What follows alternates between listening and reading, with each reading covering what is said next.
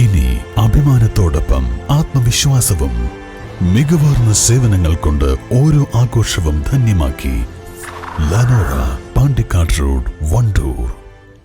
1000 രൂപയുടെ 18 മാസ തവണകളും സ്കീം 2-ൽ 2000 രൂപയുടെ 15 മാസ തവണകളുമാണുള്ളത്. ഓരോ മാസവും നറുക്കെടുപ്പ്. വിജയികൾ തുടർന്ന് പണമടയ്ക്കേണ്ടതില്ല.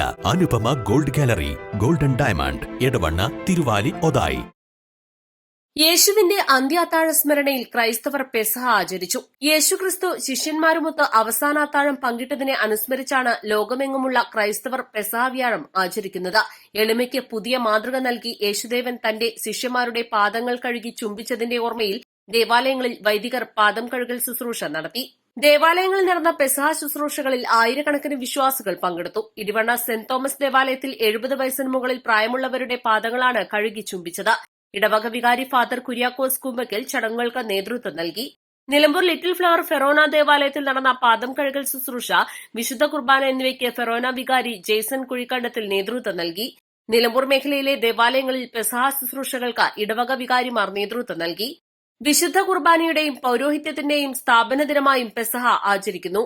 അന്ത്യാത്താഴവേളയിൽ യേശു അപ്പവും വീഞ്ഞും തന്റെ ശരീരവും രക്തവുമായി വാഴ്ത്തി ശിഷ്യന്മാർക്ക് പങ്കിട്ട് നൽകിയതിനെ അനുസ്മരിച്ച് വിശ്വാസികൾ ഭവനങ്ങളിൽ രാത്രി അപ്പം മുറിച്ചു. വീട്ടിലെ മുതിർന്ന അംഗങ്ങളാണ് അപ്പം മുറിച്ച് കുടുംബാംഗങ്ങൾക്ക് നൽകിയത്. യേശുദേവന്റെ പീഡനാനുഭവ സ്മരണ പുതുക്കി നാളെ ക്രൈസ്തവർ ദുഃഖവെള്ളി ആചരിക്കും.